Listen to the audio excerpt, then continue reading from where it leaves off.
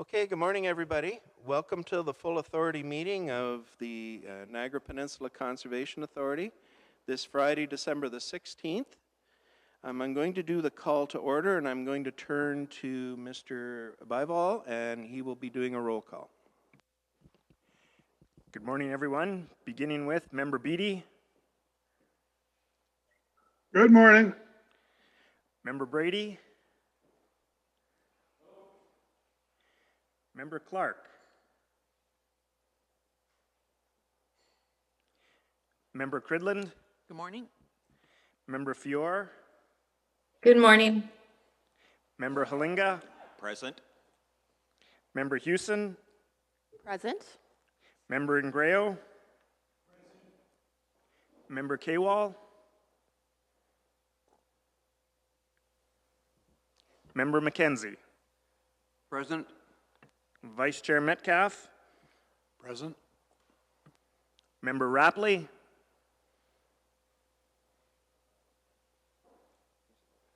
Okay. Member Smith. Okay. Member Steele. Here. Member Woodhouse. Present. Member Wright. Present. And of course, Chair Foster. And I am present. So to my right, of course, is our CAO, Chandra Sharma, and to my left is our clerk and all-round guy keeping us on the level here, Grant Baval. Is there any other staff members you wish to introduce this morning, back in and through? We have Adam Christie and the rest.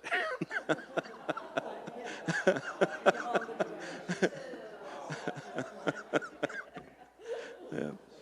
We have a lot of staff members here this morning, and thank you very much for showing up for the meeting. We also have a couple of guests here this morning, and I will start with Michelle Seaborn from Niagara Region, who is going to be coming in as one of our new board members this upcoming year. John, you want to introduce your fellow from Haldimand? Yes, our newest member of council for Ward 6 in Haldimand County, Patrick O'Neill, and he'll also represent Haldimand on the NPCA this upcoming section term. Thank you. Great, thank you very much.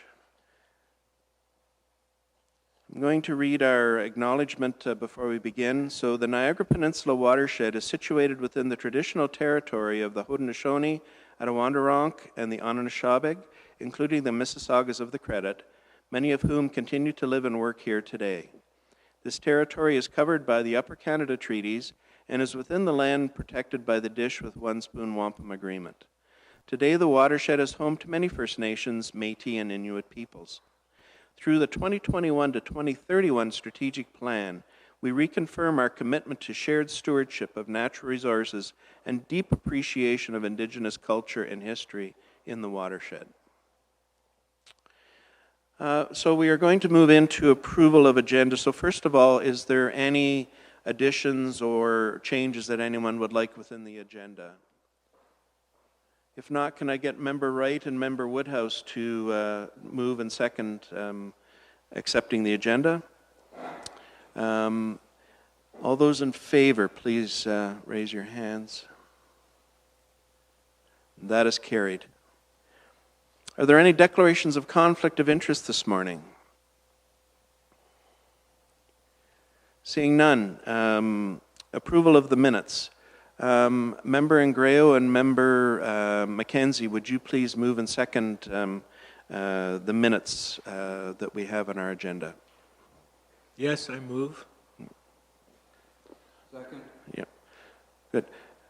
By the way, for those of you that are in the room, and if you're having problems with your microphone, there is an on-off switch that is on the side of the thing, so make sure that it's turned on. It's on the right-hand side of the device. Any questions or comments about the minutes? All those in favor? That is carried. I see Member Kewal has joined us. Good morning, Member Kewal. Also, Member Smith, good morning. And also our other member who is going to be joining us in the new year from Niagara Region, Mayor Grant from Wainfleet. Good morning, Brian. Morning. Thanks for having me, guys. Yep. Chair's update. So this is technically the last board meeting of this particular board of the NPCA. It was kind of interesting. Member Steele and I were in a quick discussion this morning as we were coming in, and quite a lot has changed in 4 years here at the NPCA. First of all, I want to thank all the members for all of the hard work that they have done over the past 4 years. We have a terrific strategic plan that's come into play. We have excellent staff that are now in place and leading us as an organization. I would suggest to you that we have put ourselves on to a very good road, and I, for one, am very much looking forward to this upcoming term for us to continue the work that we've been doing.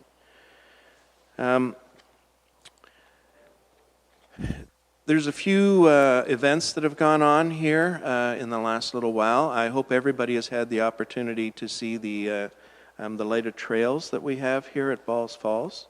It was terrific. I was up here the other evening along with the Winter Wine Fest from the town of Lincoln, and this place was just dancing. It's such a beautiful area, and what we've done with that certainly is certainly worth mentioning. Thank you to our director, Christy, as well as our manager, Alicia Powell, for all the work that they had to do with that, and of course all staff members that were able to participate and bring that up and available to us. The meeting today, just to let everybody know, we have a closed session at the tail end of the meeting. The streaming for this meeting will end just ahead of the closed session. We will have a motion that we have to pass when we come back into open session, but that will not be on the streaming for this. So anyway, our streaming will be completed at just ahead of the closed session. That's it for me. We're going to move into our correspondence section of our meeting, and there are actually 5 pieces of correspondence. So first of all, can I get Member Halinga to move that we accept the correspondence? Can I get Member Brady to second that, please? Are there any questions to any of these pieces of correspondence? Member Houston. Thank you. Yeah, I just have a couple questions on item D, being the correspondence relating to the changes to the O's classification system. Just for my clarity, is this a policy that's owned by the Ministry of Natural Resources? Or Dr. Yates, please.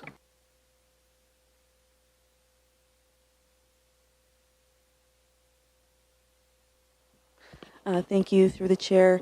The Ontario Wetland Evaluation System is a technical component of evaluating wetlands within the province. It's not necessarily a policy, but it's a protocol and procedure by which conservation authorities and municipalities follow for determining significance of wetlands and classifications of wetlands.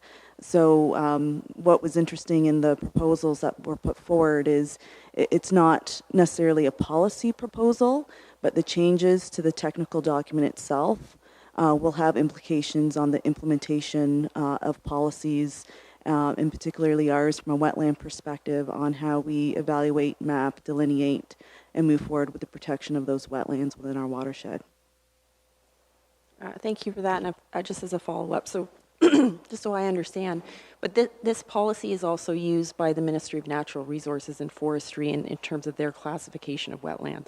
So would that be for an Ontario or a provincially significant wetland?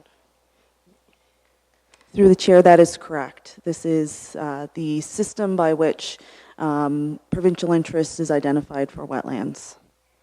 Okay, thank you for that. So I just found this really alarming that they are striking out the ability to acknowledge reproductive habitat and migration, feeding, or hibernation habitat for endangered or threatened species. I can't believe we would want to not recognize that in terms of assessing the significance of a wetland. And I'm wondering, if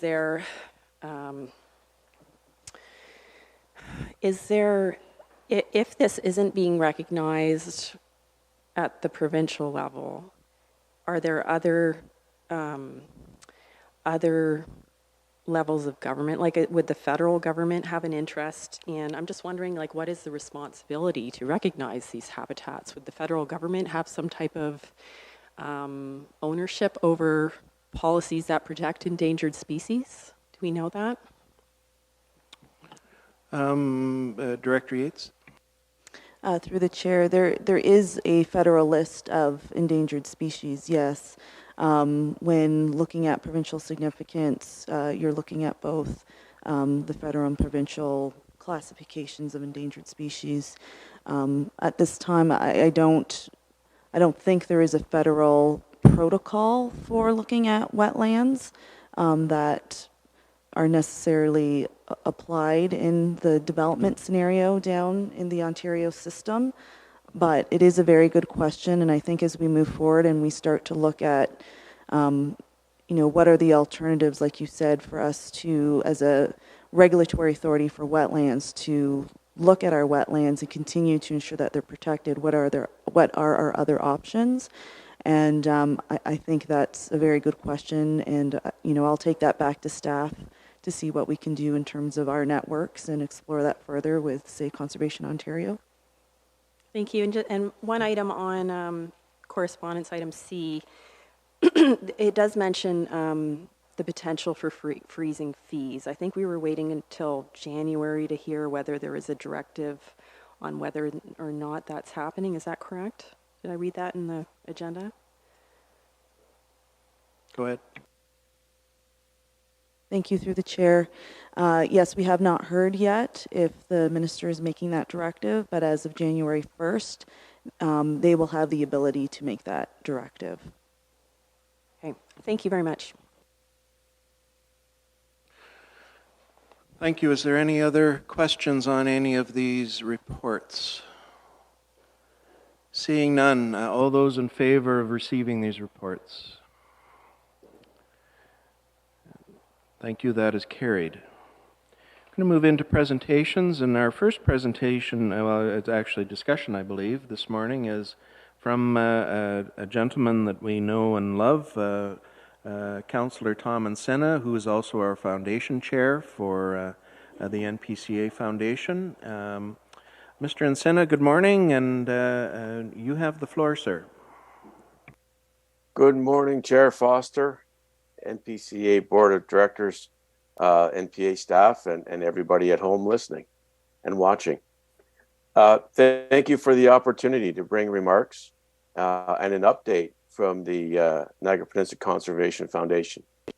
As you know, the Foundation's mission is to raise funds for the Conservation Authority to increase green space, improve watershed health, and assist in environment research and education. Over the past few years, we have made significant progress towards achieving 4 objectives of the NPCA strategic plan. 1, strengthen the organizational governance. 2nd is become Niagara's environmental charity of choice, building strong community partnerships, continuing with ongoing programs, and the development of a fundraising strategy. Today, I'd like to share some of the recent achievements related to these strategic objectives. More importantly, I'm here to share our work leading to a launch of a $5 million major giving campaign in 2023. Excuse me. Before I go any further, I'd like to thank a lot of people, especially the NPCA, for your ongoing support in getting us to this position, this milestone that we're at now. The current MOU between the NPCA and the Foundation continues to provide much needed structure and transparency around the NPCA and support to the Foundation. Here are just a few highlights of our success stories and ongoing initiatives in 2022. The NPCF, the Foundation, made a $70,000 donation to the NPCA for park and educational signage at passive conservation areas. Information kiosk signs at Cave Springs Conservation Authority and Rockaway Conservation Authority are being developed for installation. On Saturday, April 23rd, the NPCF hosted a memorial event for late Mickey DeFrucio at St. John's Pond opening. Mickey's family and other local dignitaries participated to recognize Mickey's contribution to the NPCA and to the Foundation. The Memorial Bench program creates lasting legacy for those who wish to honor their loved ones. 8 bench donations have been received over the past several years, and benches installed at various conservation areas. The 2022 Memorial Bench is currently in the process of being installed at Balls Falls. The NPCF participated in the 2022 Balls Falls Thanksgiving Festival, reaching out to event attendees over the 4 days to provide awareness and to promote our initiatives. We are also pleased to continue to work with local artisan Marv Enns, who crafts exquisite pens from the comfort maple tree. The Foundation has sold 55 pens and keychains with 2 custom bowls so far. Now that's a perfect gift for anyone, and you can order those on our website, and it's a great holiday gift. The Directors Challenge, as part of the Great Canadian Giving Challenge, continues to get to be a key initiative where Foundation requests directors of the Foundation, the Authority, Public Advisory Committee, and NPCA staff to contribute. This year also marked the social media launch of our holiday giving campaign. Thanks has to go out to OPG for their $2,000 donation to the Foundation for the Balls Falls Holiday Trail. In our continued effort to create new fundraising opportunities, the NPCA added a donation option to the sales page for this year's holiday trail to support the Foundation.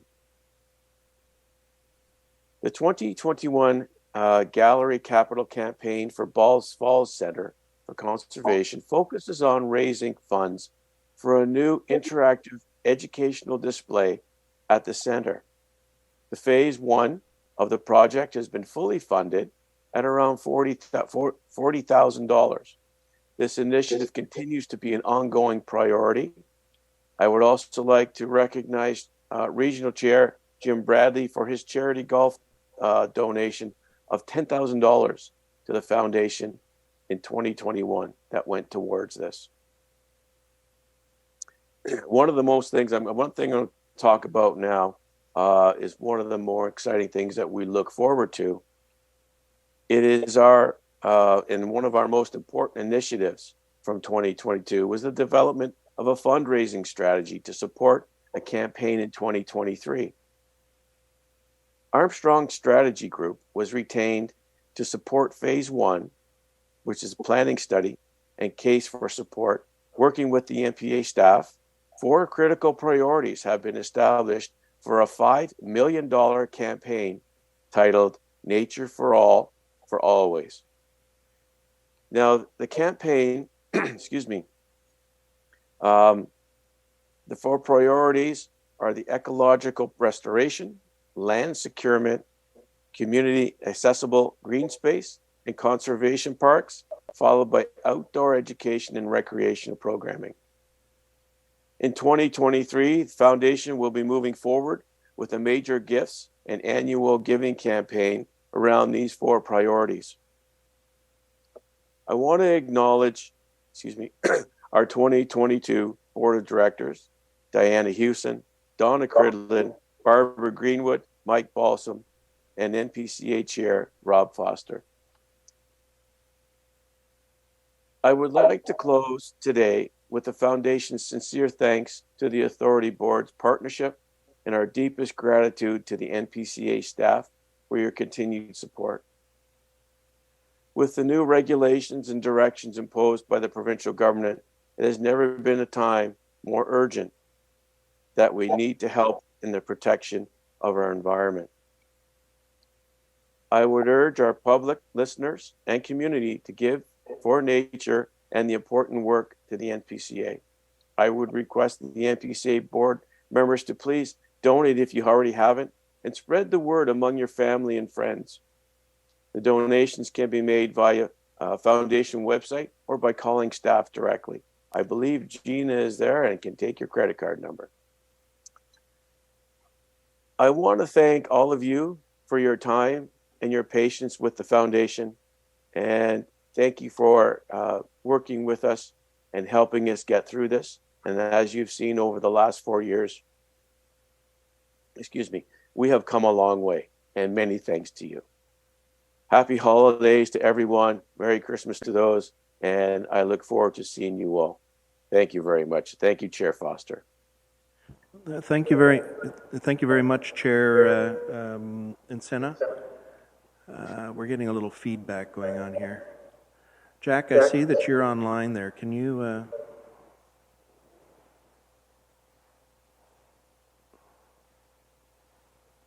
There we go. Okay, so we're still having some feedback? Okay. We'll give this a try. Thank you very much, Chair Encina. Are there any questions to Tom from any members of the committee at this point? Okay. Oh, Councillor Houston, go ahead. I really just want to lend my support for the Foundation. I realize I'm a board member helping to toot its horn, but a lot of the other CAs have foundations. They have significant contributions to the work of the organization, and Niagara's a bit behind, I think, in terms of building the foundation up and the capacity for what we can do. And as we know, as we continually face funding challenges, the foundation is an amazing way to help offset some of the things that we would like to accomplish for the NPCA with some additional funding mechanisms. I, as a board member, contribute my per diems to the foundation. I would encourage other board members, new board members, to also consider it's a very easy way to give back to the organization, and I'm just excited to see the work that we can help accomplish with the organization. And thank you, Tom, for leading as chair over the past year. Thank you. Are there any other comments or questions back and through? Seeing none. Chair Foster? Oh, yeah, go Chair. ahead. Yeah, go ahead. Thank you. Through you, Chair. Thank you, Councillor Encina, for the presentation and your hard work on the Foundation. I appreciate that, and I'd like to see how the Foundation has grown over the years. I'm wondering, I like the bench program. I'm looking at the website and I see it's, people can ask for a price point on that and make a request to have the memorial bench.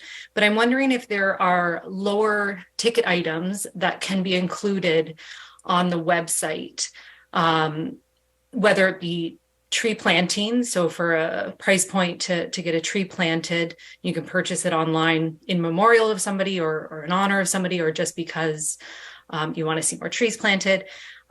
Also, I know in Crystal Beach and Council Encina, you might be familiar with Bay Beach, how we had the paver campaign to get the park built, or the park put together at Bay Beach when it opened in 2018, 2019.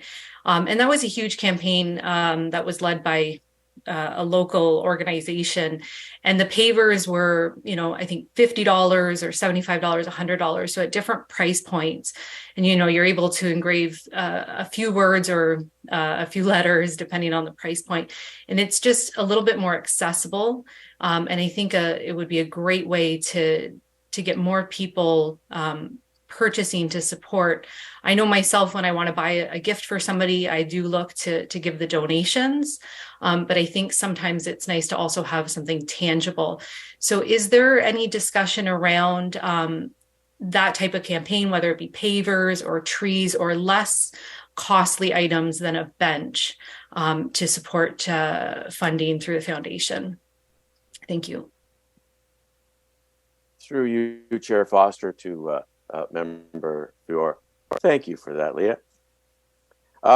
You are absolutely right. We have talked about the pavers. It was brought up, especially if those who have been to Bay Beach, the Lions Club had that fantastic campaign, and you're absolutely right. It was a different size. So I'm hoping to bring that forward again. It was discussed already. And as we go through with the improvements that we're hoping to get through for Balls Falls, for the educational portion, that perhaps we can incorporate, that would be a great time to incorporate that into, so a gift like that would be really nice to see. You are correct when you talk about trees. One of the things that we talked about, and you're absolutely right, it is a lower end, but yet a tree to mark in memory of someone or a family will go a long way. And that was going to be brought up again in the very new year as we go through. I'm not sure if it's going to be part of it should be part of our capital campaign, that perhaps we can incorporate all these together and meld into one. There's no reason why it couldn't be. And I thank you for that. I really appreciate it. But it is being looked at and has been discussed several times. Great, thank you. And I'll just add, and I'm sure CAO Sharma is pretty in the know on this. We often talk about permeable surfaces, and if we did all the pavers together, it would be less permeable, but I'm sure that the very knowledgeable folks at the NPCA will figure out a way to make those pavers work in conjunction with our environmental needs. So thanks again for your hard work. Thank you, it's greatly appreciated. Thank you, Member Fior. Member Woodhouse. Thank you, Mr. Chairman. I just wanted to say to the chair and to his members of the foundation, thank you very much for what you've done. And I'm sure many of you will continue to do the fine work you've done. What a lot of people don't realize is how important this foundation is to the success of our organization. And that takes a lot of work, often behind no cameras, no publicity, no out there front and center stuff, but it takes an awful lot of work, so I just personally want to say thank you. Thank you, Member Woodhouse. Could I ask Member Fior to move that we receive the presentation from the foundation, and can I get Member Smith to second that, please? Great. Any questions or any comments? Seeing none, all in favor? That is carried. Tom, thank you very much appreciated for bringing us up to date. Great work over the last 4 years, and looking forward to working together going on for the next 4 years. So thank you very much.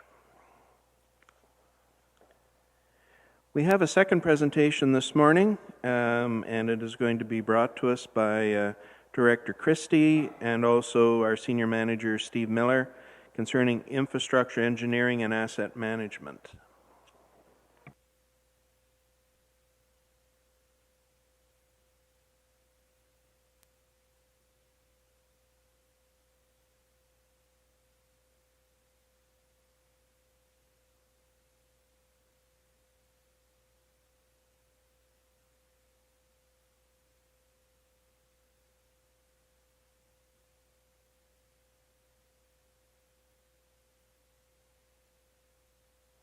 There we go, we can see that.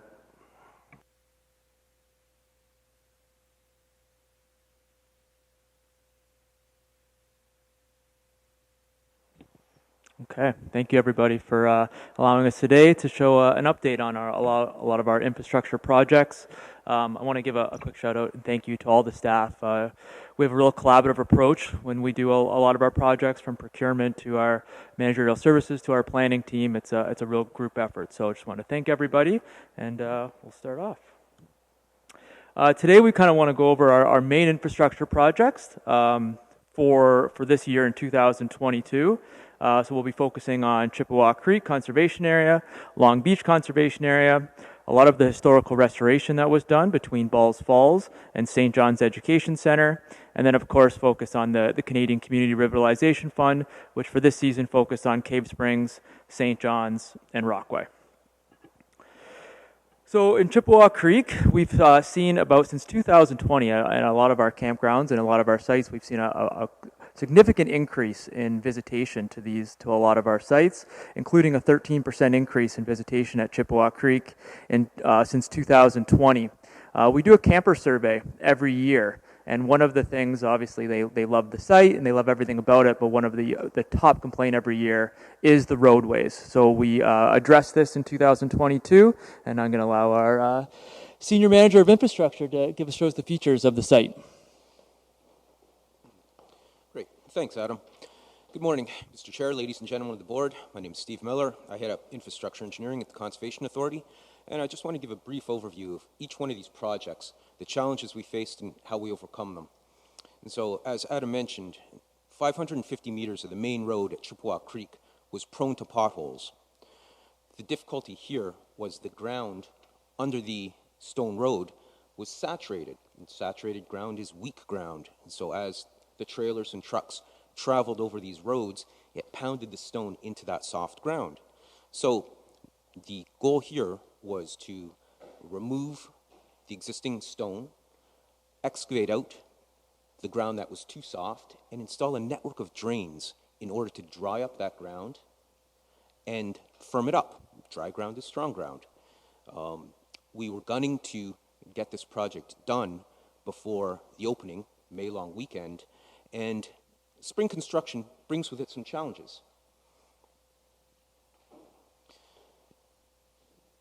Mother Nature provided us with a very, very wet first week of May. Good for the watershed, not so good for construction sites.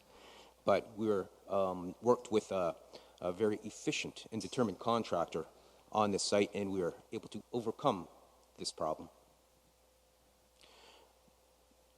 So what we were left with is 550 meters of new road, new parking in front of the pavilion, pothole-free, and provided with that network of under drains, which should provide service life for this road for many years to come.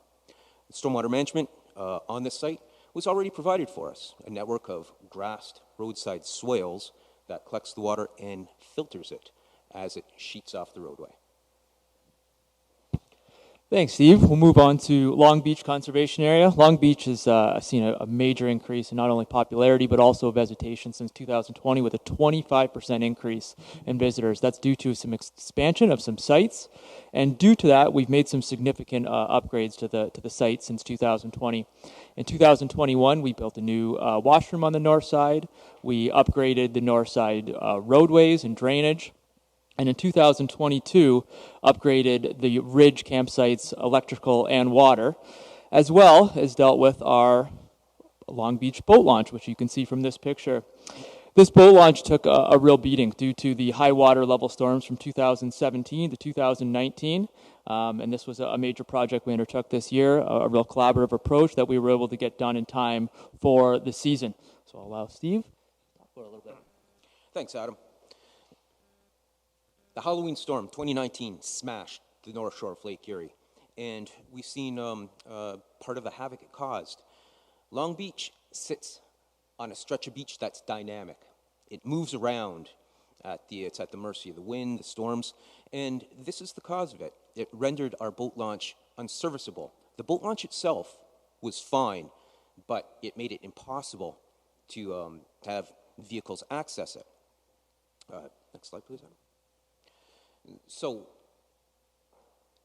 what we did, the solution was to recognize the dynamic nature of the beach and actually bridge it with a strong steel grate that would allow the beach to come and go as it pleases.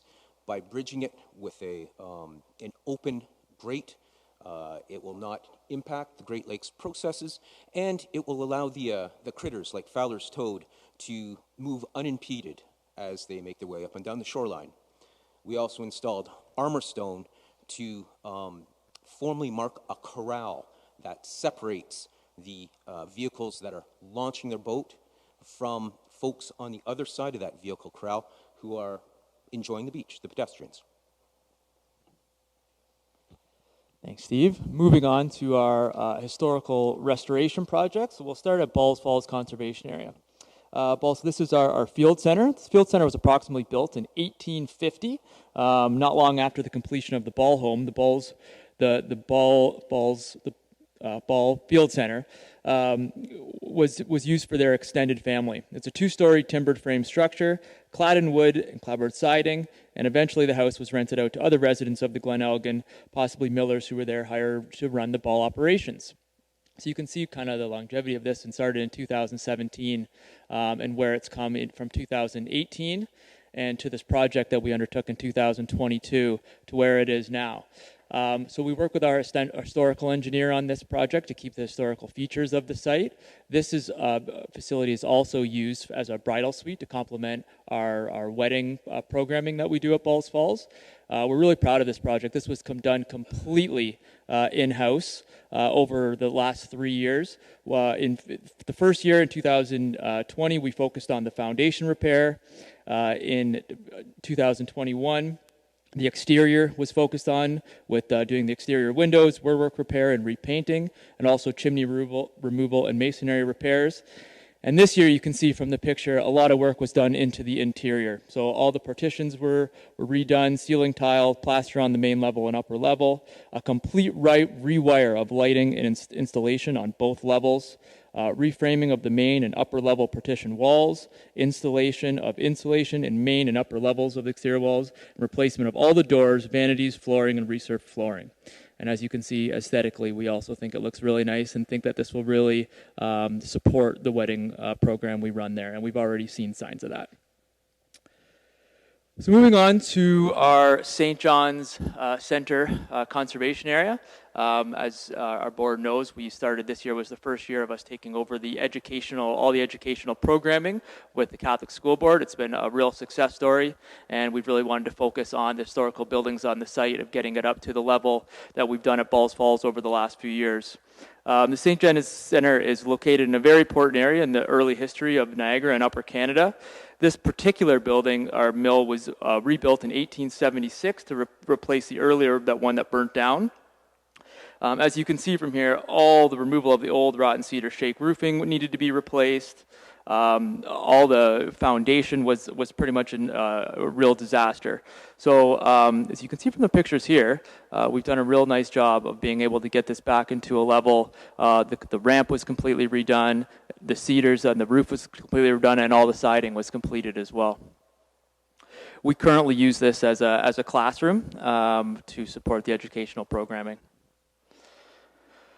So moving on to the post office. The post office was established in 1831 and was later closed in 1914. This post office is currently used as a classroom area for the Catholic School Board's Soaring Eagles program. This project entailed scraping and sanding and priming and painting the south side of the post office, as well as installation of gutter guards to assist with proper drainage. And lastly, we also completed the schoolhouse on the site. So this schoolhouse is actually a real cool story. It was built in 1799.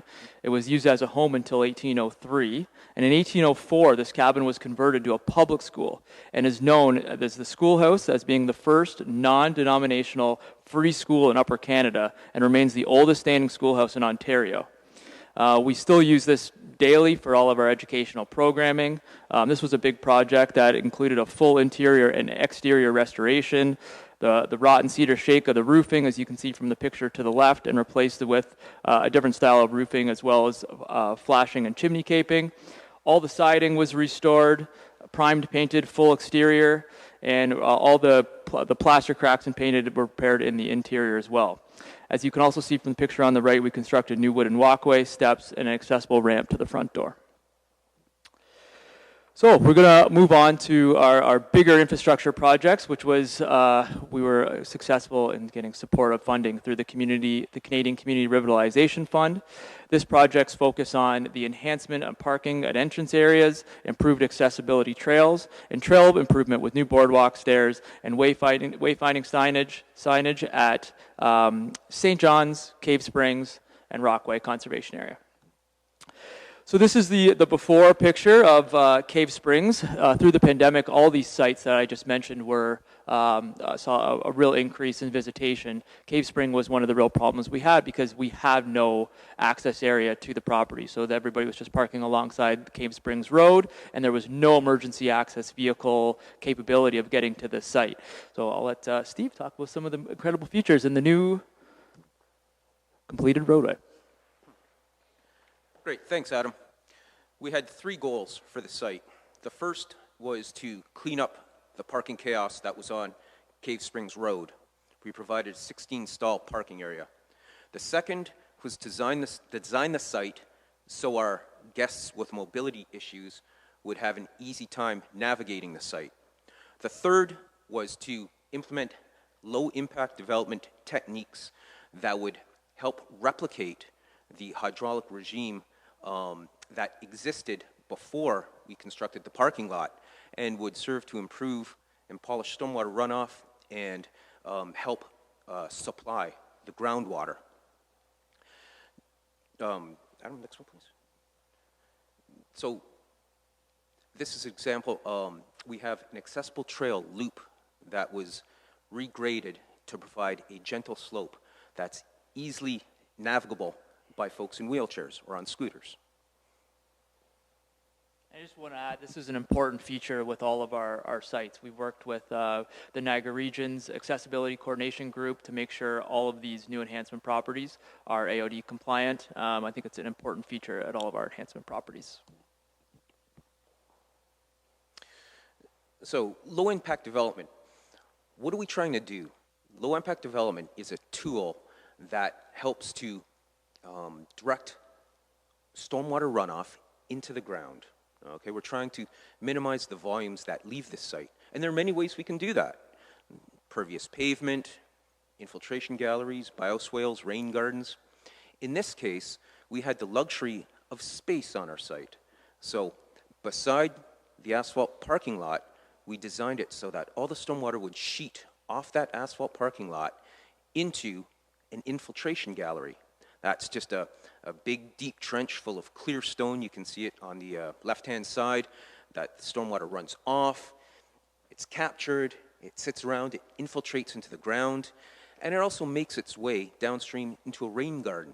A rain garden contains much the same features. It captures stormwater through its gravel bottom. It's also depressed, well, kind of like a bathtub, but it contains what differentiates it. It contains native plants. In this case, black-eyed Susan, purple coneflower, and common ninebark. Now, these plants have a few unique features. They're very hardy. They survive in this climate, and they have the ability to absorb a tremendous amount of water and transpire it, so that water is lost not simply through infiltration, but through transpiration as well. A couple of weeks ago, we had a big storm event. Inch rain, 25 mils, fell across the watershed. Went and took a look and to see how this feature was performing. What we found is that the infiltration gallery and the rain garden captured the runoff from that entire storm event. And we can see a ponding in the middle. Operationally, on the right-hand side, we see that there was no ponding on the parking lot.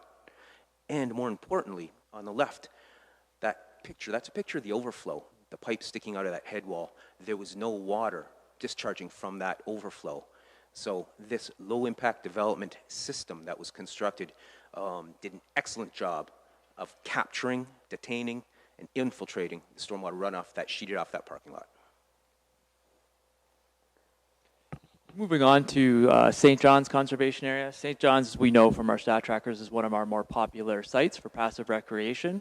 We constantly would get phone calls about issues with potholes and different issues. The site definitely needed enhancement. You can see from the picture to your right there, you can see anytime it rained, we had to regrade. It took a lot of work on our operation team to keep this site maintained properly. So this project was initiated in September. As you can see, this is the picture from September, and already the project has already been almost 95% complete. Thanks, Adam. So the goals we tried to achieve, much like Chippewa Creek, the existing gravel parking lot and driveway was sited over soft ground, so we had to address that. We put in a network of drainage pipes in order to dry up and firm up that ground. There was a network of ditches that intercepted the runoff coming from the hill just adjacent to it. So we'd intercept that water and we'd pipe it under the parking and driveway through pipes, whereas before it just made its way, infiltrated through the ground under that gravel structure, again, causing soft ground underneath. Second thing was accessibility. For those of you that know St. John's, the trail from the parking lot down to the pond contains some steep portions. So we regraded that, leveled it up, made the slopes gentle enough for wheelchairs and mobility devices to navigate, constructed 2.5 meter wide asphalt path from the parking lot all the way down to the pond to the far accessible fishing platform, so our guests with mobility issues can enjoy that amenity much like everyone else. A handrail was constructed along that path to prevent mobility devices from tumbling into a steep ravine adjacent to that path, and to help our guests with visual impairments better navigate that path.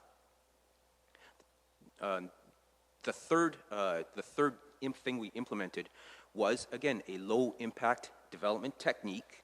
You can see on the left-hand photo, it was an infiltration gallery, similar to what we put in Cave Springs, but a little different.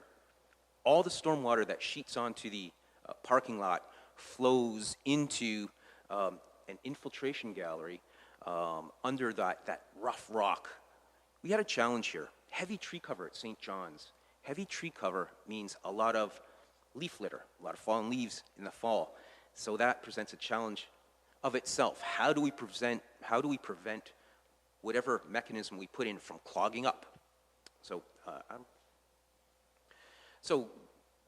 this is a shot of that infiltration gallery being constructed. Basically, it's a deep trench wrapped in geotextile, filled with clear stone, and an overflow pipe runs through it. So as the water sheets off, it falls into that trench full of clear stone. It's allowed to be captured and infiltrated, and if the trench fills up, it overflows through the pipe. On top of that, we place that gabion-sized stone that, one, protects the trench, but it prevents that whole infiltration gallery from being clogged with the leaves that fall in the autumn. Thanks, Steve. And lastly, part of the fund is to upgrade 21 kilometers of trails at all these sites. So I just wanted to provide an example. Shown, these were taken at St. John's, a complete improvement of one of our major boardwalks. We've already done a couple at Louth and are continuing to do some at Rockaway as well. But a major difference that we've already seen some complimentary emails come in about. Lastly, this is our conceptual plan for Rockaway Conservation Area. This will be our major project with St. John's and Cave Springs being completed in 2022. Steve and I have our work cut out for us for 2023 with Rockaway. So this time we'd be happy to take any questions about any of the projects. Thank you very much, Director Christie and Manager Miller. Are there any questions? Member Cridland, please go ahead. Thank you, through you, Chair, and thank you very much for the update. What a lot's been accomplished. I'm just going to ask for a tiny little bit more information on the Long Beach boat launch, and if you could just go in a little bit on how that survives our winters. That's all. Thank you. Absolutely. Thanks. Through you, Mr. Chair. One of the features you've seen, we put armor stone to delineate the vehicle zone from the pedestrian zone. Along the existing concrete boat launch, it was also lined with armor stone to provide some kind of a protection for that from that concrete structure from the wave action. So that protects the existing concrete ramp. That open bridging, it allows the beach to do its own thing. It's founded securely landward, but it's fully intended to have the beach under it erode and not impact the operational capacity of that structure. Thank you. Member Woodhouse? Thank you, Mr. Chairman. My question is regarding the Rockaway Conservation Area, which we just acquired not that long ago. I love the design. I love what's being proposed there. Is there any, because I'm thinking back to the history of this property and the, you know, the ability for us to acquire it and how we worked hard with the owners to actually make that transition happen. And is there any way of, is there any anticipation of acknowledging that group and the historical evolution of that ownership? Thank you. Thank you for the question, and through you, Mr. Chair, absolutely. When we do, so the last phase of that project will be the interpretive education for the site. We absolutely want to show the history of the site, and obviously the Rockaway Community Center group was a major part of it, so we'll be working with them to get the right language on those educational signage. Member McKenzie? Yes, thank you, Chair. Through you to staff and all the supporters, I'm so pleased with the holistic approach that's been taken to these projects, because throughout your presentation, I noted continual reference to accessibility, green infrastructure use, and historical preservation and restoration. I think you've really captured those very important points and brought them to life. Thank you. Thank you, Chair. Thank you, Member McKenzie. Just for everybody that's using microphones, make sure that you keep them nice and close to your up to you, so that everybody can pick up what it is that you're saying. Member Alinga, did you have your hand up, sir? Yes, thank you. Just a couple of questions regarding a couple of different sites and one that wasn't mentioned. But did we see less usage at Chippewa this year because of the road constructions adjacent to it? Thank you for the question, Chair. All of our campgrounds, our sites, our day use at all of our campgrounds, including Chippewa Creek, was increased again in 2022. So the answer is no. Oh, great. And how is the new septic system at Binbrook working? Worked on it together. We Binbrook again, and through you, Chair, was another record year at Binbrook Conservation Area for visitation, and we can proudly say that we had zero issues with our septic system there. So really excited about it. Our water quality is as well there. It was a good year from an infrastructure perspective. Thank you, Chair. Thank you, Member Halinga. I don't see anyone online. I don't see any other questions here.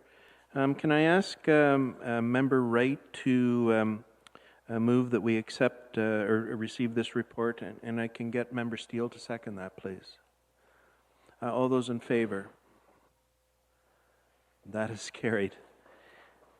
Thank you very much, gentlemen. And to future Member Grant and Member Cridland, I know the dock or the boat ramp at Long Beach has been one of those projects that I wanted to see get done. There's a real opportunity for us to really make use of that well. There has been a lack of launches down and through that area, so I'm really pleased that we have that in place. And I've said this before. if nothing else, when I'm done my tenure on the NPCA, what we're doing in Rockaway is going to be the one thing I'm going to talk about the rest of my life. I think that's just superb. So anyway, thank you very much for all the work that you guys are doing. We don't have any delegations this morning. We do have one consent item, and it is the progress update on Indigenous engagement initiatives. Can I get Member K-Wall to move this and Member Metcalf to second this, please? Are there any questions to this report this morning? Seeing none, all those in favor? That is carried. We're going to move into our discussion items this morning. We have several. The first discussion item is report FA 5022, or 5022, Climate Change Action Plan Framework and Progress Update. And I will just flip over here for a second. And this is Natalie Green. Natalie, good morning. Good morning. Thank you. Thank you, Chair and members of the board, for this opportunity to present the NPCA's Climate Change Action Plan Framework. Tara Gady, who is a co-author on this report, is joining me virtually for this presentation and is sharing the screen. Thank you so much, Tara. As you know, climate change is a critical issue that requires immediate, on-the-ground action on all levels. Recent climate projections conducted by the Ontario Climate Consortium indicate that by 2080, the Niagara area will experience a warmer and wetter climate with more extreme temperatures and rain events. Next slide. Local impacts may include increased flooding, pest survivability, crop failure, and biodiversity loss, just to name a few. In fact, a survey by Niagara Adapts in 2019 shows that some residents are already experiencing the effects of climate change. The impacts pose serious threats to human health, natural systems, infrastructure, agriculture, and the economy. Climate action can be summarized into two broad categories. Mitigation refers to actions that reduce greenhouse gas emissions, such as electrifying vehicles, reducing waste, energy efficiency. Adaptation refers to preparing and reducing the impacts of climate change, such as infrastructure upgrades, flood protection, and planning. The NPCA fits between the two portions of that Venn diagram. We have a really important role between mitigation and adaptation because of our role in watershed-based natural resource management, water monitoring, flood forecasting and warning, floodplain mapping, ecosystem restoration, land securement, outreach, education, the list goes on. Next slide. Local climate action has been ongoing in this area for over a decade in various ways. Of notable importance for the NPCA is the Climate Emergency Declaration led by this Board of Directors in 2019, recent staff involvement in delivering the inaugural Climate Summit, and our collaborative leadership in establishing the Climate Change Action Network and Municipal Community of Practice. Today, we are proud to be showcasing our progress on developing the NPCA's Climate Change Action Plan, and it continues to show the leadership and foresight of this board. The Climate Change Action Plan is currently under development, with staff engagements nearly complete.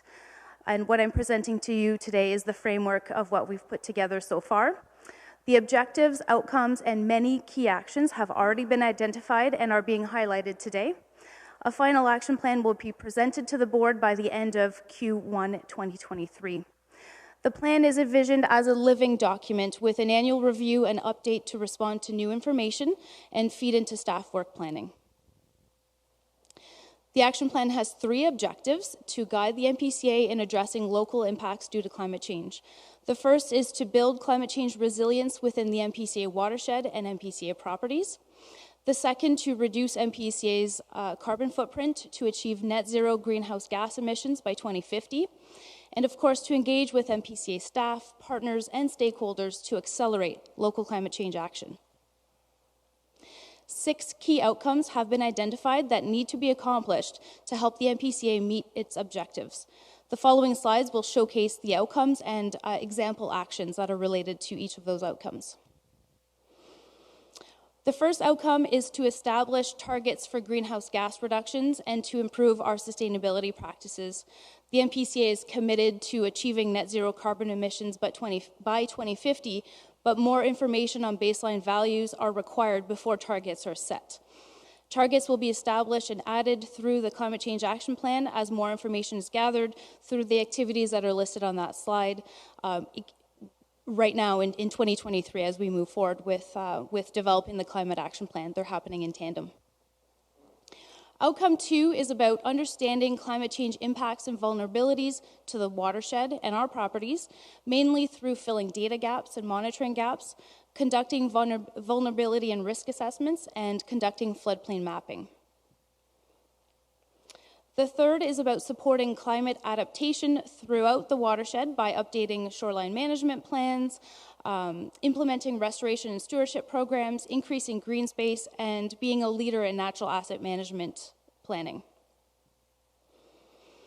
Of course, in addition to increasing resiliency in the watershed, we need to be a leader in showing the enhancement of resiliency at our own properties. For example, addressing specific vulnerabilities at our conservation areas like trail repair, asset management, and restoration to increase biodiversity.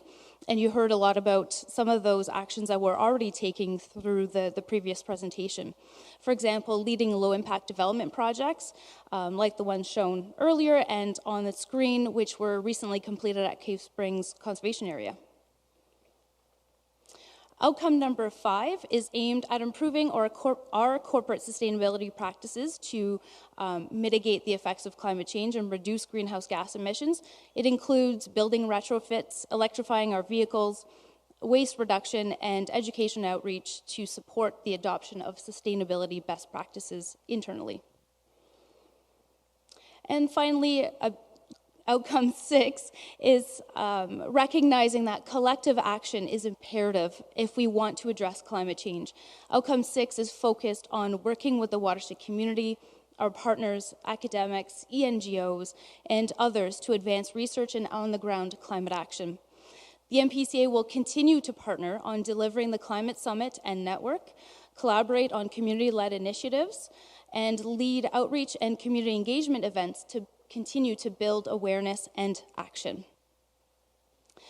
Our priorities for 2023 are to finalize the draft Climate Change Action Plan for approval by the NPCA board at the end of Q1 2023, to establish baseline targets through the completion of energy, waste, water, and corporate sustainability audits, to identify and address data gaps that are required as inputs to the climate risk and vulnerability assessments that are planned for 2024, and to establish tools and methods for engaging and sharing information with staff, partners, and other external stakeholders. And finally, to continue to participate in external climate change initiatives such as the Summit and the Network. Thank you again so much for the opportunity today, and we're happy to take any questions. Thank you very much, Natalie. We'll put the report on the floor as well at this point. So can I get Member Hewson to move that we receive the report, and Member Cridlin, would you please second that? So any questions to the presentation and or the report?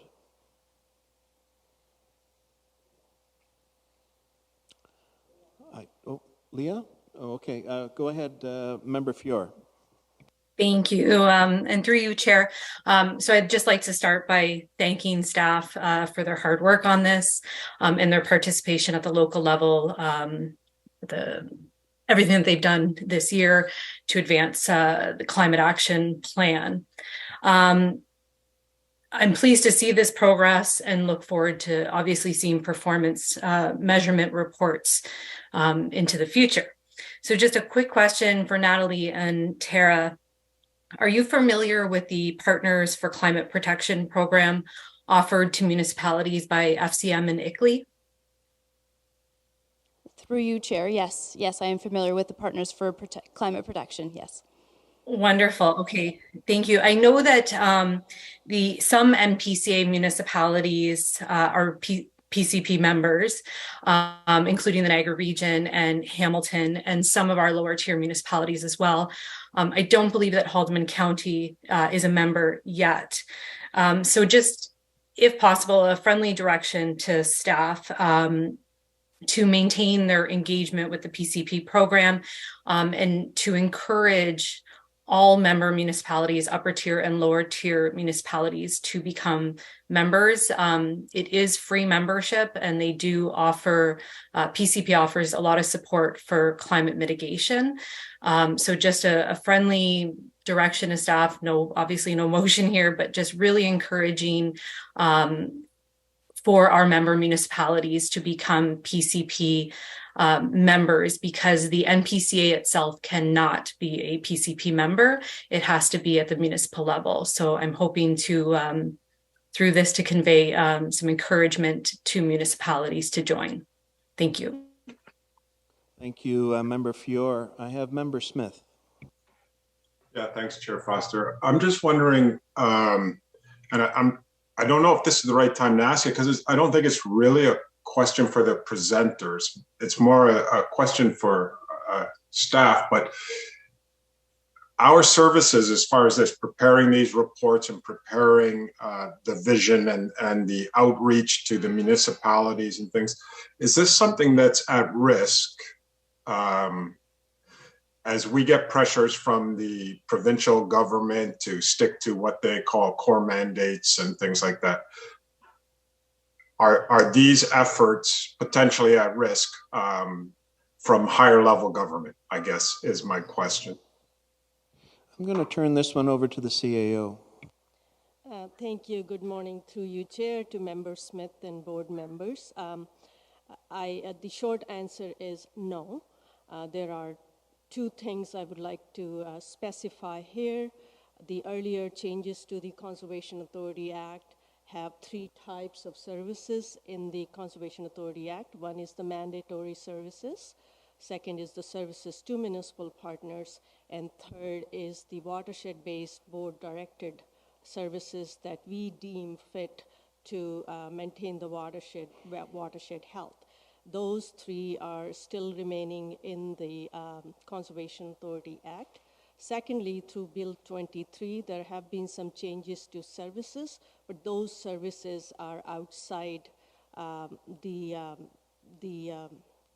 critical planning and development roles. So the changes are to the planning and development side of our work that we do for municipal partners. The proposed changes, they're not finalized yet through the regulation. All other services that we offer to municipal partners remain the same. Thank you. Member Smith? Thank you. That was my question. Great, thank you very much. Member Houston. Thank you, Chair. Very happy to see the Niagara Climate Change Municipal Community of Practice, where the municipalities and then ourselves are sitting together and having these conversations. Some municipalities are a little further ahead with their climate action planning. Some are a little behind, and the whole vision is that we can support each other and leverage our resources, and we have talked about outreach materials that can be shared throughout all of the municipalities that are coming from one voice. And in addition, I think the report that is coming to the board following mine does speak to some programming that will support climate action, in particular with our corporate stewardship and urban stewardship. So very much we're thinking about the same thing, so I'm very pleased to hear that. Great news. Thank you. Thank you, Member Houston. I don't see any other questions or comments at this point. So with that, we do have this duly moved and seconded. So all those in favor? And that is carried. Thank you very much, Natalie. And it was interesting, the comment from Member Houston that sometimes as the NPCA board, we don't take advantage of the fact that Member Houston is as a director on FCM itself, and I'm also a director on AMO. So these are resources that, don't be afraid to reach out and query back in and through to us. We'll be more than happy to take things forward to either one of those organizations and or bring other information that may be available. So let us move on to our next report, which is the Enhanced Watershed Restoration and Stewardship Program. I'm going to ask Member Beattie to move that we that we approve this report. And can I get Member Ingrao to second that, please? Anyone wish to make any comment to this? Oh, go ahead, Director Yates. Thank you, through the chair. Presented in our report today is our Enhancement Watershed Restoration and Stewardship Program. In the last 4 years, and looking at where we've come in terms of our restoration grant program, as well as the successes we've had with our stewardship program, staff took a look at how we want to look forward in the vision for our restoration and stewardship program in the future. And in doing so, we retained a consultant to help us look at a environmental scan of other jurisdictions and conservation authorities to learn from them to see how they have built their programs. And from there, our staff, with their expertise and experience in stewardship and restoration, have put together this program that identifies a broad program approach to look at how we can enhance our current grant program and really branch out into the community and with our municipal partners, and looking at other opportunities for partnerships to put forward a program that will aim to bring forward habitat restoration and tree planting within the watershed.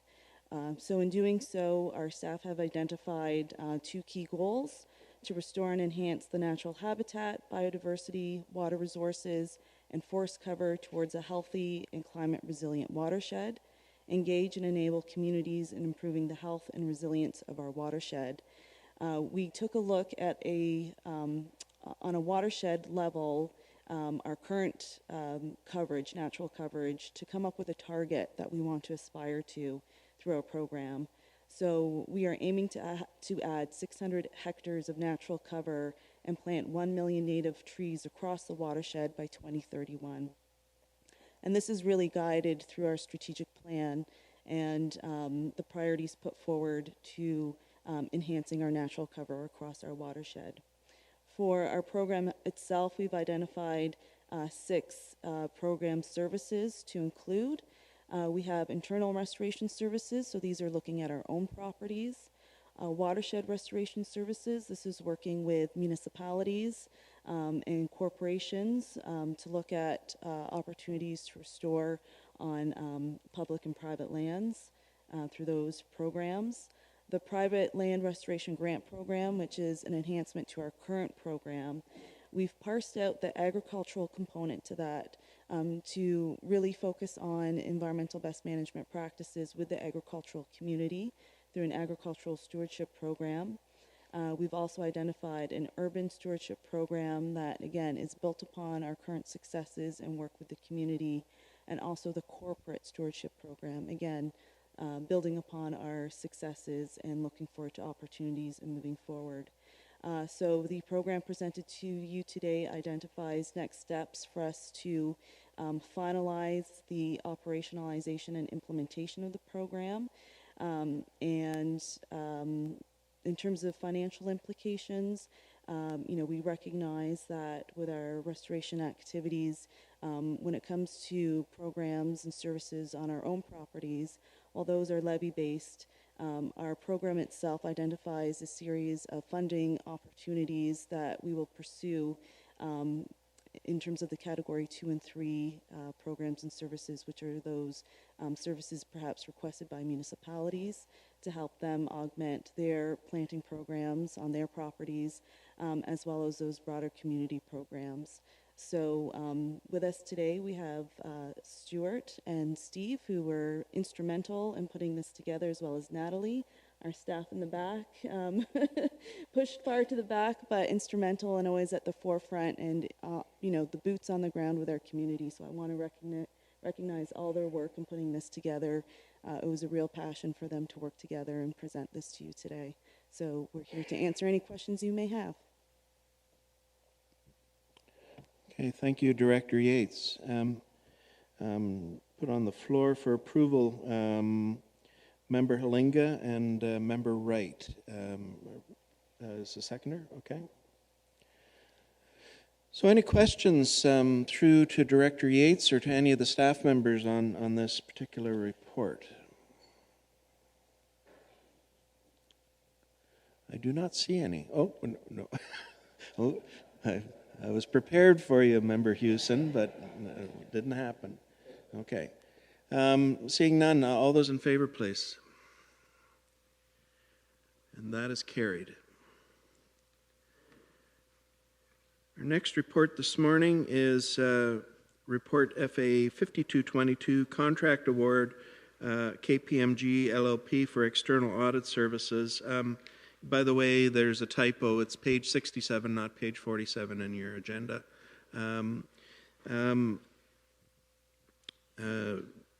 Director Gagnon, do you have any comments to this? Thank you, Chair Foster. I can just bring forward a few comments for consideration. And if we have any procurement questions, they can be directed to Eric Gervais, who is also with us today at the back of the room. So essentially, we were, as an organization, the audit services were provided by KPMG LLP from 2017 to 2021 as a result of an RFP that took place in 2016. Prior to that, we were with Grant Thornton. So it's prudent to go forward with an RFP for professional services every 5 years, which is what we did in September of this year. And we received only one compliant bid. So we are proceeding with the one compliant bid, and we are requesting a three-year term for this with 2 possible extension years, with the idea that we may want to go back out to tender at that time, but we've got the flexibility to do the 5 years if required. Another thing I'd like to call attention to as well is we've structured the costing and the pricing such that to take advantage of some of the implemented software to allow us to reduce audit fees by about 15% if we elect to do our own financial statements, vetted, of course, by KPMG, as well as the annual information return, charity return, which is the T3010. So in terms of overall cost to the organization, there's an escalation for inflation year over year, which is in line with expectations. There is not a great increase in disbursement overall as a result of this new contract that we're proposing. Happy to answer any questions, and if you have any issues on the procurement side, Eric is available as well. Thank you, Director Gagnon, and I do apologize. I guess I ended up taking 2 movers and seconders for the previous motion, so we'll take a step back, and we'll do a differing way. We'll get Member Beattie to move this report and for approval, and can we get Member Ingrao to second that? So, which will clean up my mistake. Are there any questions to this report, Member Gagnon? Please go ahead, Member McKenzie. Thank you, Chair. Through you to Director Gagnon. Can you give us an idea of why there may have only been one compliant bid in this process? Thank you. Thank you. Through you, Chair Foster. When we realized that the take-up wasn't what we were expecting or hoping for, I should note also that Eric extended an invitation to all local firms, as well as the Big Four, KPMG, Deloitte, and so on. Part of our issue, and it's not something that we can do anything about, is that our fiscal year end and the resulting audit period conflict with tax season. So now that's always been the case. I have to admit that. I mean, we're not going to change our fiscal year end in order to, so that was part of it. I'll ask Eric to give us maybe any more insights because he was instrumental in getting the invitations out there and trying to stick handle. We extended the deadline, in fact, to try to encourage more organizations to bid, but we're on a tight enough timeline as well with some of the other reporting requirements that we have. Thank you. Eric, did you want to add anything? Eric, any comments?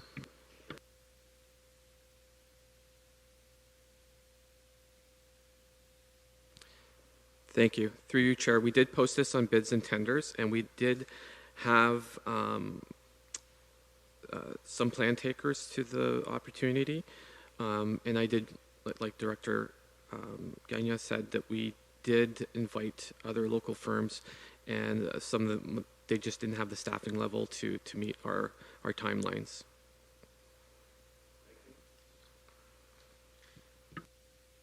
Thank you. Any other Member Woodhouse? Thank you, Mr. Chairman. I must say I'm disturbed by this because when you only have one qualified bidder, it raises a whole host of questions, which I think was just raised. Were there no other opportunities to invite other firms to bid once you only receive one qualified bidder? Through you, Chair, through a competitive process, once you have a closing date, it's not a practice that you go back out and invite others to submit after the closing date. The opportunity, we extended it longer on bids and tenders to allow others to review it. And there were plan takers that actually looked at the opportunity, but it wasn't something they probably didn't have the resources, or they couldn't meet our timelines. Having said that, the tender could have been reissued. They didn't have to accept it, correct? But you were saying there's a timeline issue for that? Director Gagnon? If I may, through you, Chair, yes. I mean, we were not pleased either that we only had the one compliant bid. I must admit that as well. That being, so that's part of the reason we are moving forward or requesting a 3-year initial contract in order to, this is a service that we need to comply with a host of deliverables as an organization. So, and we need the auditors appointed by the end of the fiscal year, so we were running out of time. So we did indeed extend the deadline on the RFP. We could have, once we realized we only had one compliant bid, canceled and reissued, of course, but then now we're behind the 8 ball in terms of time. So that we're trying to mitigate that by only issuing a 3-year contract with 2 extension periods, with the hopes that following that, we'll, after 3 years, the market may be more, and I suspect that there are not supply chain issues exactly with this kind of thing, but I think it's our timelines, and there's not much we can do about that other than changing our fiscal year end, which is not in the works. Okay, and thank you for that. I would hope, this is most unfortunate, but I would hope that in the interim years as this thing unfolds, that maybe the tender that we let can be modified to better reflect opportunities for bidders. Especially when you're having a auditor firm, this is critical to the organization's credibility as well. So I would hope that that be looked at with that in mind. Thank you, Mr. Chairman. Thank you, Member Woodhouse. Member Halinga, and then Member Steele. Yes, through you, Chair, to the Head of Finance. How does this annual fee compare to past years? Through you, Chair Foster. So the current fees at the end of the 5-year cycle that we just came out of were $38,200, and this year, the year 1 of the new proposed contract would bring us in at $40,300. So it's not a huge increase. That being said, we're in a position now to draft our own financial statements and proceed with the annual information return, which would actually reduce the fees below what historical levels have been. Thank you. Member Steele. Thank you, Mr. Chair, and through you to the Director. What are the issues of moving our year end? Through you, Chair Foster, it's an onerous, cumbersome process. And right now, my understanding is that our year end is in line with our municipal partners, and there is a great deal to be said for that, to realize synergies and budget cycles and that type of thing. The CRA is, once you change your fiscal year end, and I've been through it once recently with a larger organization, and it was cumbersome. It impairs comparability for about 2 years of data from one year to the next, and then the following year, of course. None of that is insurmountable, certainly, and it's something that we might want to talk about, but it hasn't surfaced as a viable option at this point in time yet.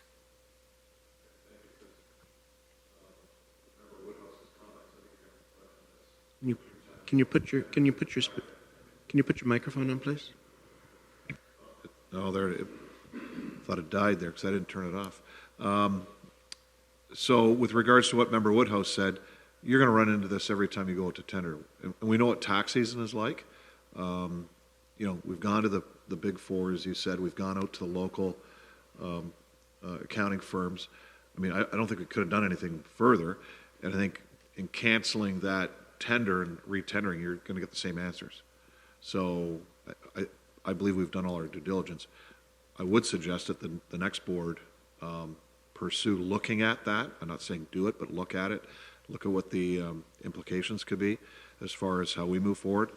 Is also there a way to piggyback onto some of maybe the region or one of the municipalities with regards to their auditors that we can be included in their contract, if that could help. Certainly there's ways to look at this and move forward. But you're going to run into the same position every time. I mean, I'm in the financial services business, and I know exactly what they're telling us.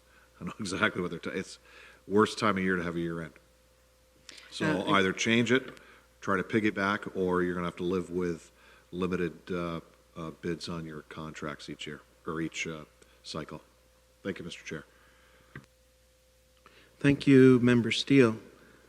I don't see anyone else with any questions or comments. So with that, all those in favor? And that is carried.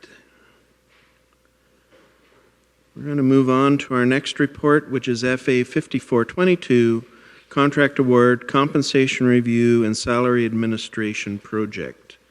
And this is for approval this morning. So can I get Member Brady to move that we approve this report, and Member Houston to second it, and we shall ask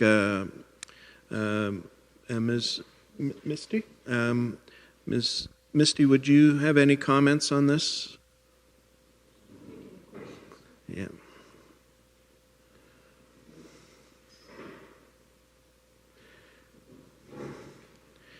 She says, darn it, I wasn't expecting you to be asking me to do this.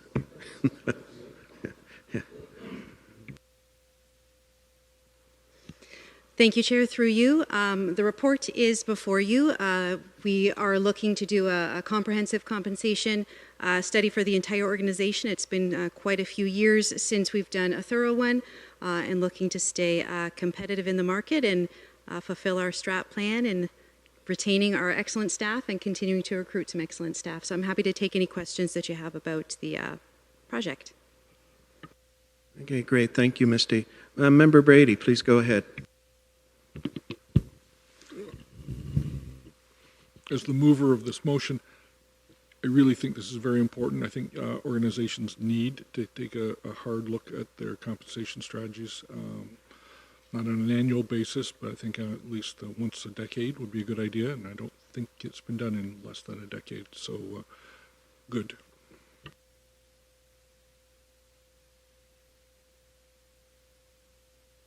Thank you, Member Brady. Member Woodhouse. Thank you, Mr. Chairman. I echo those comments. Congratulations. I think this is very insightful in terms of where the future is going and where progressive organizations need to be to address these kind of issues that are very personal, but from an organizational strength standpoint, it's the kind of tools that we need in order to progress. So well done. Thank you. Thank you. I don't see any other questions or comments. So with that, all those in favor? And that is carried. Chair, thank you, Misty. Did we... now we're going to take a step back and...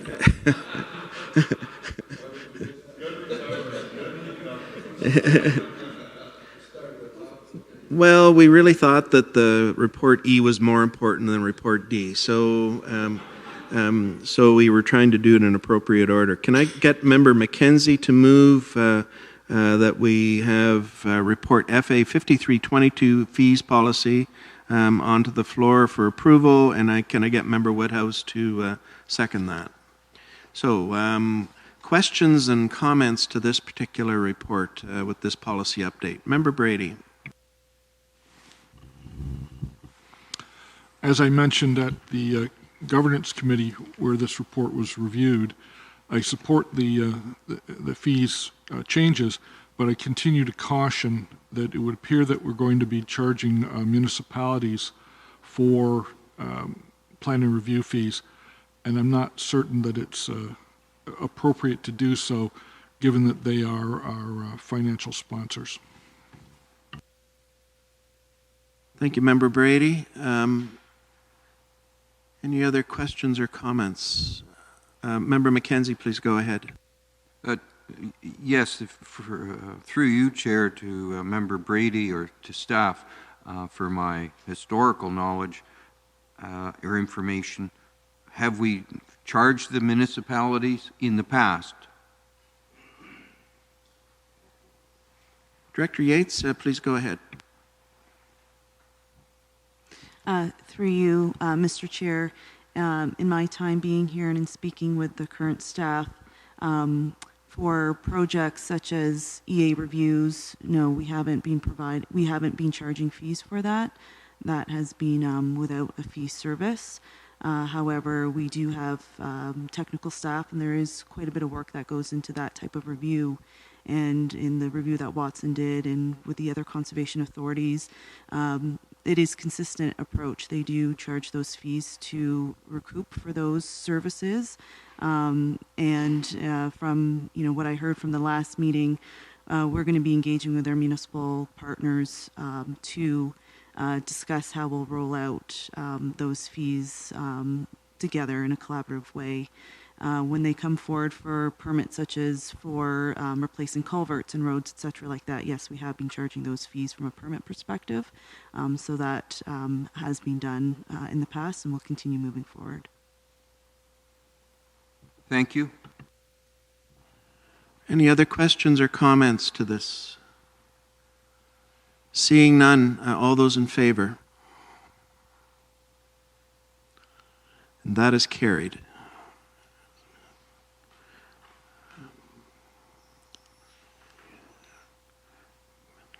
Next report, I will do it in order now, is report number FA 5522, our land securement strategy for 2022 to 2032. And this is for approval this morning. Member Smith, can I get you to move this? And Member Metcalf, can I get you to second this, please? Okay, questions or comments to this? Member Brady, please go ahead.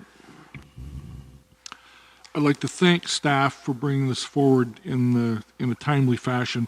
We had some discussion of that earlier, so I wanted to make sure that staff is aware that we appreciate the fact that they've moved this forward so that it can be dealt with within the purview of this board. Thank you.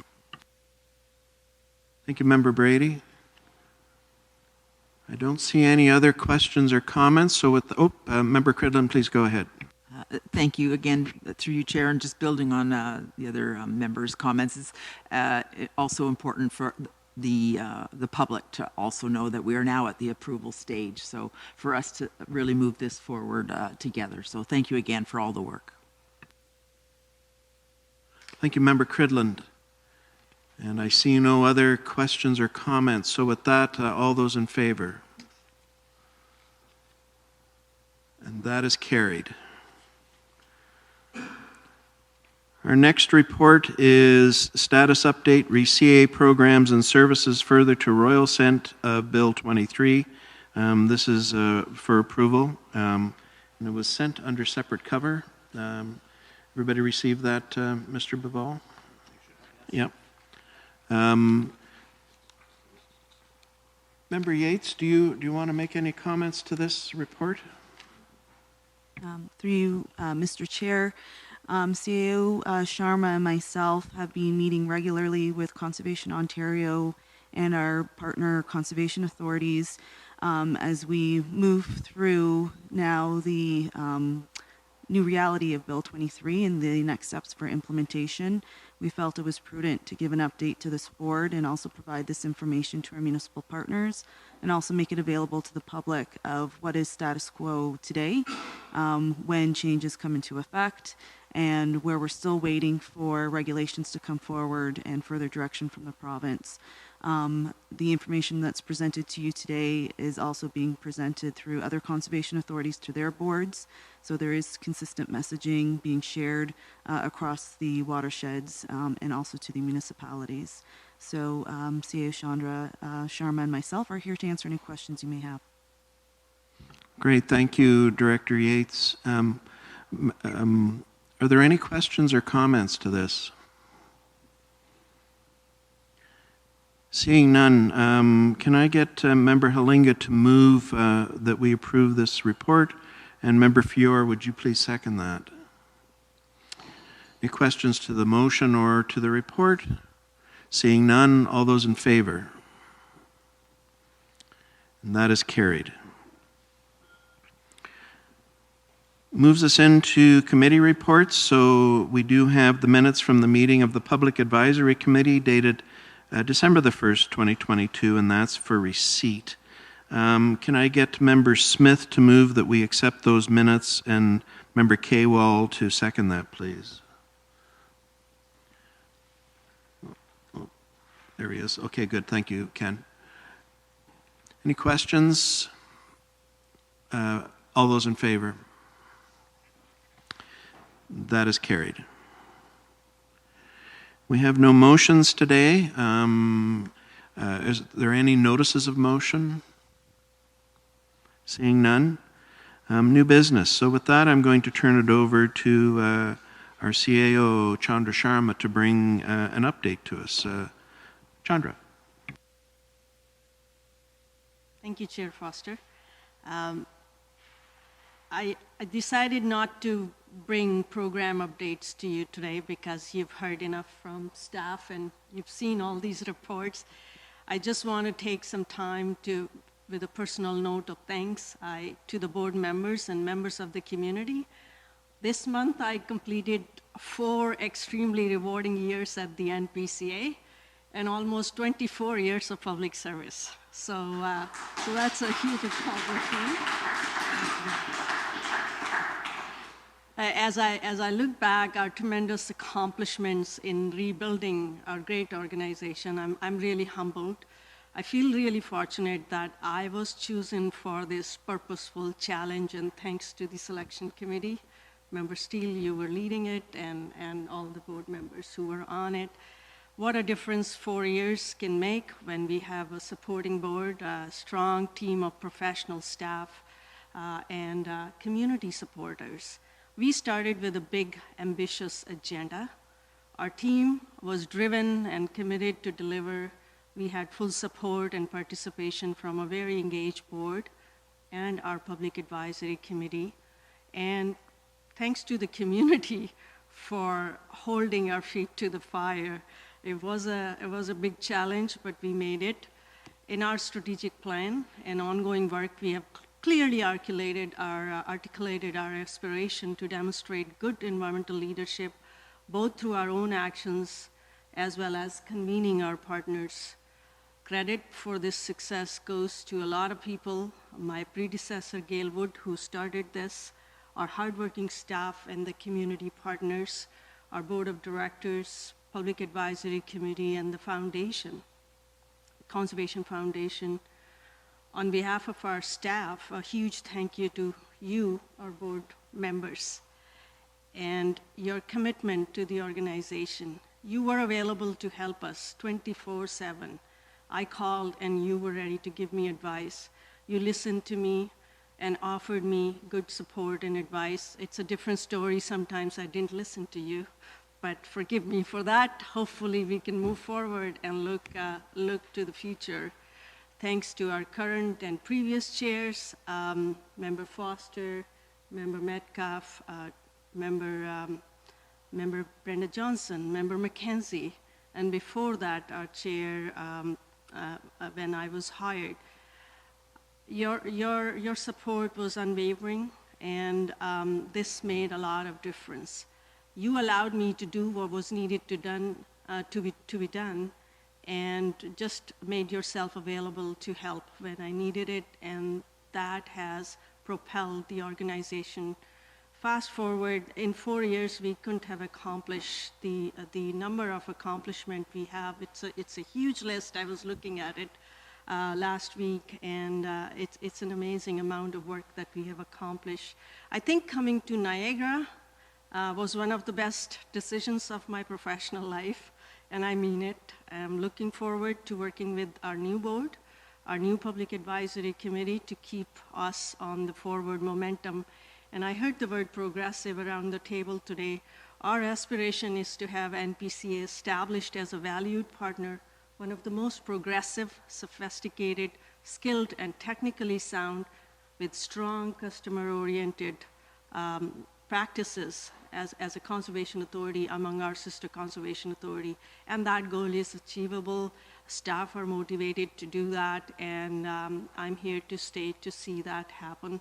I ask for your continued support as we build on this success to prepare for the next round of challenges and opportunities. And I thank you again. Have a wonderful holiday with your family and friends. Thank you.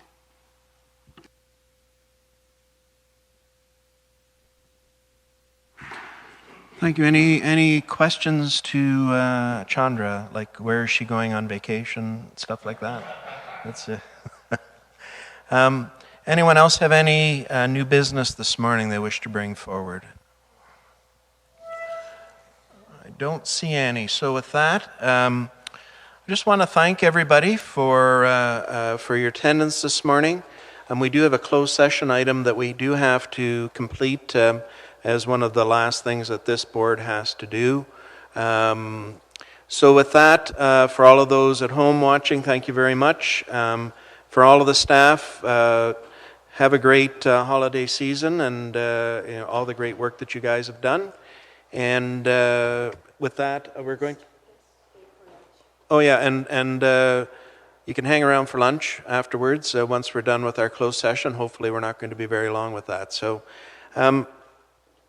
And just as a logistics, when we go into closed session, because Grant won't be there, we will be asking Misty to be our clerk in that session. So just for the logistics that are happening with that. So with that, thank you very much, and we'll take a couple of minutes to get things rearranged.